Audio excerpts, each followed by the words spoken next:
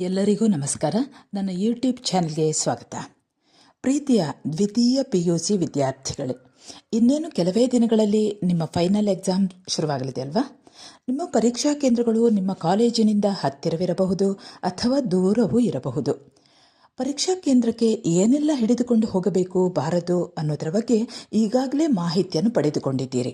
ಅಲ್ಲದೆ ಈಗಾಗಲೇ SSLC ಪರೀಕ್ಷೆಯನ್ನು ಮುಗಿಸಿ ಬಂದಂತಹ ಜಾಣ ವಿದ್ಯಾರ್ಥಿಗಳು ನೀವು. ಕೆಲವೊಂದು ವಿದ್ಯಾರ್ಥಿಗಳು ಪರೀಕ್ಷೆ ಸಮೀಪಿಸುತ್ತಿದ್ದಂತೆ ಯಾವುದೋ ಗೊಂದಲದಲ್ಲಿದ್ದು ಪರೀಕ್ಷಾ ಕೇಂದ್ರಕ್ಕೆ ಹೋಗುವಾಗ ಯಾವುದು ಮುಖ್ಯವಾಗಿ ಬೇಕಾಗುವುದೋ ಅದನ್ನೇ ಬಿಟ್ಟು ಹೋಗುವ ಸಾಧ್ಯತೆಗಳು ಕೂಡ ಇರುತ್ತದೆ. ಹಾಗಾಗಿ ಜಾಣ ವಿದ್ಯಾರ್ಥಿಗಳಿಗೆ ಕೆಲವೊಂದು ಸೂಚನೆಗಳನ್ನು ಇಂದಿನ ವಿಡಿಯೋದಲ್ಲಿ ನೀಡುತ್ತೇನೆ. ಎಲ್ಲ ವಿದ್ಯಾರ್ಥಿಗಳು ಕೂಡ ತಪ್ಪದೇ ಗಮನಿಸಿ. ಹಾಗೆ ನೀವು ಹೊಸಬರಾಗಿದ್ದಲ್ಲಿ ಸಬ್ಸ್ಕ್ರೈಬ್ ಮಾಡಲು ಮರೆಯದಿರಿ. ಮೊದಲನೆಯ ಸೂಚನೆ ಯಾವುದು ಅಂತ ನೋಡೋಣ. Students should be present at the exam centre by 9:30 AM. ವಿದ್ಯಾರ್ಥಿಗಳು ಬೆಳಿಗ್ಗೆ 9:30 ಗಂಟೆಗೆ ತಮಗೆ ಸೂಚಿಸಿದ ಪರೀಕ್ಷಾ ಕೇಂದ್ರಕ್ಕೆ ಹಾಜರಾಗಬೇಕು. Check the room numbers daily before 9:45 AM. Use your registered numbers only. Do not write your students number. ಪರೀಕ್ಷಾ ಕೇಂದ್ರದಲ್ಲಿ ಪ್ರತಿದಿನವೂ ನಿಮ್ಮ ಪರೀಕ್ಷೆ ಬರೆಯುವ ಕೊಠಡಿ ಸಂಖ್ಯೆಯನ್ನು ಪರಿಶೀಲಿಸಿ. ಪ್ರತಿ ಪರೀಕ್ಷೆಗೂ ಕ್ಲಾಸ್ ರೂಮ್ ಅಥವಾ ಕೊಠಡಿ ಸಂಖ್ಯೆ ಬದಲಾಗುತ್ತಿರುತ್ತದೆ. ಅಲ್ಲದೆ ನಿಮ್ಮ ರಿಜಿಸ್ಟರ್ಡ್ ನಂಬರ್ ಅಡ್ಮಿಷನ್ ಟಿಕೆಟ್ನಲ್ಲಿ ಬರೆದಿರುವಂತಹ ರಿಜಿಸ್ಟರ್ಡ್ ನಂಬರನ್ನು ಮಾತ್ರ ಗಮನಿಸಿ. ಬೇರೆ ಯಾವುದೇ ನಂಬರನ್ನು ಅಥವಾ ನಿಮಗೆ ಕಾಲೇಜಲ್ಲಿ ಕೊಟ್ಟಂತಹ ಸ್ಟೂಡೆಂಟ್ಸ್ ನಂಬರ್ ಬೇಡವೇ ಬೇಡ. Keep a Xerox copy of the original hall ticket and 120 for duplicate in case you lost the hall ticket, and report to the office of the examination center. ನಿಮ್ಮ ಹಾಲ್ ಟಿಕೆಟ್ ಅಥವಾ admission ಕಾರ್ಡ್ನ xerox ಅಂದರೆ ನೆರಳಚ್ಚು ಪ್ರತಿಯನ್ನು ಕೂಡ ಇಟ್ಟುಕೊಳ್ಳಿ. ಹಾಗೆಯೇ ಕೆಲವೊಮ್ಮೆ ಹಾಲ್ ಟಿಕೆಟ್ ಕಳೆದು ಹೋದಲ್ಲಿ 120 ರೂಪಾಯಿಯನ್ನು ಪರೀಕ್ಷಾ ಕೇಂದ್ರದ ಆಫೀಸ್ನಲ್ಲಿ ಕಟ್ಟಿ ಡುಪ್ಲಿಕೇಟ್ ಪ್ರತಿಯನ್ನು ಪಡೆದುಕೊಳ್ಳಿ. ಹಾಲ್ ಟಿಕೆಟ್ ಕಳೆದು ಹೋಯಿತು ಎಂದು ಅಳುತ್ತಾ ಆ ಪರೀಕ್ಷೆಯನ್ನು ಬರೆಯುವುದನ್ನು ನಿಲ್ಲಿಸದಿರಿ. ಕೂಡಲೇ ಹಾಲ್ ಟಿಕೆಟ್ ಕಳೆದುಕೊಂಡಿದ್ದೀರಿ ಅಥವಾ ಮನೆಯಲ್ಲೇ ಬಿಟ್ಟು ಬಂದಿದ್ದೀರಿ, ಆಗ ನಿಮ್ಮ ಕಾಲೇಜಿನ ಪ್ರಾಂಶುಪಾಲರಿಗೆ ಅಥವಾ ಇತರ ಉಪನ್ಯಾಸಕರಿಗೆ ಅಥವಾ ನಿಮಗೆ ಯಾವ ಪರೀಕ್ಷಾ ಕೇಂದ್ರ ಇದೆಯೋ ಅಲ್ಲಿಯ ಆಫೀಸ್ನಲ್ಲಿ ತಿಳಿಸಿ. ಅಲ್ಲಿ ಡುಪ್ಲಿಕೇಟ್ ಹಾಲ್ ಟಿಕೆಟ್ ನೀಡ್ತಾರೆ. Do not keep the admission ticket in the book since you do not get the previous days book on the next day. ಪರೀಕ್ಷೆ ಮುಗಿದ ನಂತರ ಹಾಲ್ ಟಿಕೆಟನ್ನು ಅಂದಿನ ಪರೀಕ್ಷೆಯ ಪುಸ್ತಕದೊಳಗೆ ಇಡಬೇಡಿ. ಏಕೆಂದರೆ ಮುಂದಿನ ಪರೀಕ್ಷೆ ಬೇರೆ ವಿಷಯವಿರುವುದರಿಂದ ಆ ಪುಸ್ತಕದಲ್ಲೇ ಉಳಿದು ಹೋಗುವ ಸಾಧ್ಯತೆಗಳು ಇರುತ್ತದೆ. Read all the instructions printed on the reverse of the admission ticket. Admission ticket ಅಥವಾ ಹಾಲ್ ಟಿಕೆಟ್ನಲ್ಲಿ ಇರುವ ಎಲ್ಲ ಸೂಚನೆಗಳನ್ನು ಓದಿಕೊಳ್ಳಿ. ಹಾಗೆಯೇ ಹಾಲ್ ಟಿಕೆಟ್ನ ಹಿಂದೆ ಬರೆದಿರುವಂತಹ ಎಲ್ಲ ಸೂಚನೆಗಳನ್ನು ಕೂಡ ಓದಿಕೊಳ್ಳಿ.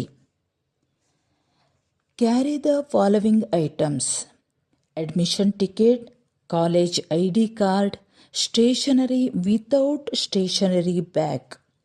ಪರೀಕ್ಷಾ ಕೇಂದ್ರಕ್ಕೆ ಹೋಗುವಾಗ ಪ್ರವೇಶ ಪತ್ರ ಅಥವಾ admission ticket, college ID card, ಹಾಗೆಯೇ ಚೆನ್ನಾಗಿ ಬರೆಯುವಂತಹ ಪೆನ್, ಪೆನ್ಸಿಲ್, ಸ್ಕೇಲ್, ರಬ್ಬರ್, ಹೀಗೆ ಏನು ಸ್ಟೇಷನರಿ ಐಟಮ್ಗಳು ಇವೆಯೋ ಅದನ್ನು ಪಾರದರ್ಶಕವಾದ ಪೌಚ್ನಲ್ಲಿ ಇಟ್ಟುಕೊಂಡು ಹೋಗಿ. ಪೌಚ್ ಇಲ್ಲದಿದ್ದರೆ ಬೇರೆ ಯಾವುದೇ ಪರ್ಸ್ಗಳನ್ನು ಇಟ್ಕೊಳ್ಬೇಡಿ, ಕೈಯಲ್ಲೇ ಹಿಡಿದುಕೊಂಡು ಹೋಗಿ. Check the main answer booklet if it has 40 pages. ನಿಮ್ಮ ರಿಜಿಸ್ಟರ್ಡ್ ನಂಬರ್ನ ಎದುರು ಕುಳಿತ ನಂತರ ನಿಮಗೆ ನೀಡಲಾದ ಉತ್ತರ ಪತ್ರಿಕೆಯಲ್ಲಿ 40 ಪುಟಗಳು ಇದೆಯೋ ಇಲ್ಲವೋ ಎಂಬುದನ್ನು ಪರೀಕ್ಷಿಸಿಕೊಳ್ಳಿ. Do not write anything on the question paper, not even a tick mark except the registered number. ನಿಮಗೆ ಪ್ರಶ್ನೆ ಪತ್ರಿಕೆ ನೀಡಿದ ಕೂಡಲೇ ಅದರ ಮೇಲೆ ನಿಮ್ಮ ರಿಜಿಸ್ಟರ್ಡ್ ನಂಬರ್ ಬರೆಯಿರಿ. ಇದನ್ನು ಹೊರತುಪಡಿಸಿ ಬೇರೆ ಯಾವುದೇ ಟಿಕ್ ಮಾರ್ಕನ್ನು ಹಾಕುವಂಥದ್ದು ಅಥವಾ ಏನಾದರೂ ಡಾಟೋ ಅಥವಾ ಏನನ್ನಾದರೂ ಬರೆಯುವುದು ಕೂಡ ಮಾಡದಿರಿ. Use the last page of the answer booklet for any rough work if you require and strike it off the before examination. ನಿಮ್ಮ ಆನ್ಸರ್ ಬುಕ್ಲೆಟ್ನ ಕೊನೆಯಲ್ಲಿ ಏನಾದರೂ ರಫ್ ವರ್ಕ್ ಮಾಡಲು ಇದ್ದರೆ ಅದನ್ನು ಬಳಸಿ. ಉತ್ತರ ಪತ್ರಿಕೆಯನ್ನು ಹಿಂತಿರುಗಿಸುವಾಗ ಆ ರಫ್ ವರ್ಕ್ ಏನು ಮಾಡಿದ್ದೀರೋ ಅದನ್ನು ಹೊಡೆದು ಹಾಕಿ ಮತ್ತೆ ಅದನ್ನು ಪರೀಕ್ಷಾ ಯಾರು ಇನ್ವಿಜಿಲೇಟರ್ ಬಂದಿರ್ತಾರೋ ಅವರಿಗೆ ಕೊಡಿ. Use the simple calculator. Scientific calculator is to be used only by statistics students. Simple calculator ಬಳಸಿ. ಸೈಂಟಿಫಿಕ್ ಕ್ಯಾಲ್ಕುಲೇಟರನ್ನು ಸಂಖ್ಯಾಶಾಸ್ತ್ರ ಸ್ಟ್ಯಾಟಿಸ್ಟಿಕ್ಸ್ ಸ್ಟೂಡೆಂಟ್ಸ್ ಯಾರಿದ್ದಾರೆ ಅವರಿಗೆ ಮಾತ್ರ ಅನುಮತಿ ಇದೆ. Examination room will be changed every day. ಪರೀಕ್ಷಾ ಕೊಠಡಿ ದಿನದಿನವೂ ಬದಲಾಗುತ್ತದೆ. ಇದನ್ನು ವಿದ್ಯಾರ್ಥಿಗಳು ಸರಿಯಾಗಿ ಗಮನಿಸಿ ಅಂದಂದಿನ ವಿಷಯದಲ್ಲಿ ಯಾವ ಕೊಠಡಿ ಸಂಖ್ಯೆ ಅಲ್ಲಿಯ ಪರೀಕ್ಷಾ ಕೇಂದ್ರದ ನೋಟಿಸ್ ಬೋರ್ಡಿನಲ್ಲಿ ಹಾಕಿರ್ತಾರೋ ಅದನ್ನು ಗಮನಿಸಿ ಪರೀಕ್ಷಾ ಕೊಠಡಿಗೆ ಹೋಗಿ. Mobile phones, smart watches or any other electronic gadgets are strictly prohibited. ಪರೀಕ್ಷಾ ಕೇಂದ್ರ ಮತ್ತು ಪರೀಕ್ಷಾ ಕೊಠಡಿಯಲ್ಲಿ ಮೊಬೈಲ್ ಫೋನ್, ಸ್ಮಾರ್ಟ್ ವಾಚ್ ಮೊದಲಾದ ಎಲೆಕ್ಟ್ರಾನಿಕ್ ಗ್ಯಾಜೆಟ್ಸ್ಗಳನ್ನು ಕಡ್ಡಾಯವಾಗಿ ನಿಷೇಧಿಸಲಾಗಿದೆ. Request the invigilator to give mathematic tables if required for stats, maths, physics and chemistry. ನಿಮ್ಮ ಪರೀಕ್ಷಾ ಕೊಠಡಿಯ ಮೇಲ್ವಿಚಾರಕರಲ್ಲಿ ಸ್ಟ್ಯಾಟ್ಸ್, ಮ್ಯಾಥ್ಸ್, ಫಿಸಿಕ್ಸ್ ಮತ್ತು ಕೆಮಿಸ್ಟ್ರಿಗೆ ಬೇಕಾಗುವ ಮ್ಯಾಥಮೆಟಿಕ್ ಟೇಬಲನ್ನು ಅಗತ್ಯವಾಗಿ ಕೇಳಿ ಪಡೆಯಿರಿ. Fill in the total numbers of pages of the main answer booklet used by you on the first page of the answer book. ನಿಮಗೆ ನೀಡಲಾಗಿರುವ ಉತ್ತರ ಪತ್ರಿಕೆಯ ಬುಕ್ಲೆಟ್ನಲ್ಲಿ ನೀವು ಎಲ್ಲಿಯವರೆಗೆ ಬರೆದಿರುತ್ತೀರೋ ಆ ಪುಟದ ಸಂಖ್ಯೆಯನ್ನು ಬುಕ್ಲೆಟ್ನ ಮೊದಲ ಪುಟದಲ್ಲಿ ಬರೆಯಿರಿ. Enter the subject code from the question paper. ಬುಕ್ಲೆಟ್ನ ಮೊದಲ ಪುಟದಲ್ಲಿ ಪ್ರಶ್ನೆ ಪತ್ರಿಕೆಯಲ್ಲಿ ಕೋಡ್ ನಂಬರ್ ಕೊಟ್ಟಿರ್ತಾರೆ. ಅದನ್ನು ಆ ಬುಕ್ಲೆಟ್ನ ಮೊದಲ ಪುಟದಲ್ಲಿ ಅದನ್ನು ನೋಡಿ ಬರೆಯಿರಿ. Read the instructions from the question paper clearly. ಪ್ರಶ್ನೆ ಪತ್ರಿಕೆಯಲ್ಲಿ ನೀಡಲಾದ ಸೂಚನೆಗಳನ್ನು ಸ್ಪಷ್ಟವಾಗಿ ಓದಿಕೊಳ್ಳಿ.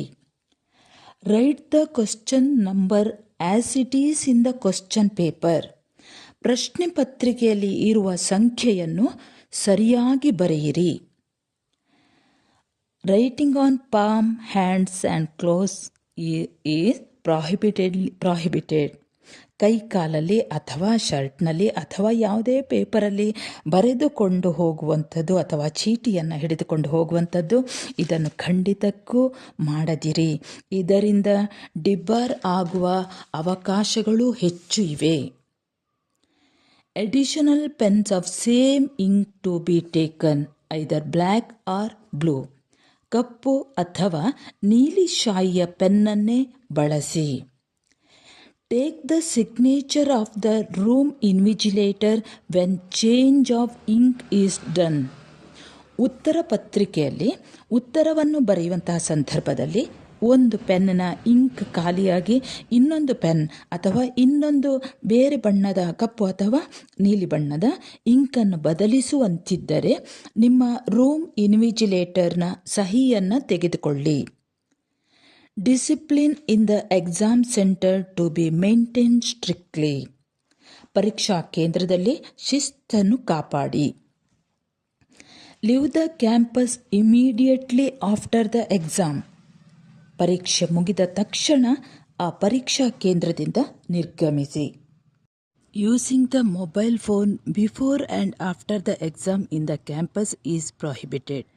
ಪರೀಕ್ಷೆಗೆ ಮೊದಲು ಮತ್ತು ಪರೀಕ್ಷೆಯ ನಂತರ ಮೊಬೈಲ್ ಬಳಸುವುದನ್ನು ಕಡ್ಡಾಯವಾಗಿ ನಿಷೇಧಿಸಲಾಗಿದೆ. ನಿಮ್ಮ ಕಾಲೇಜು ಸಮವಸ್ತ್ರವನ್ನು ಮಾತ್ರ ಬಳಸಿ. Please wear the college uniform.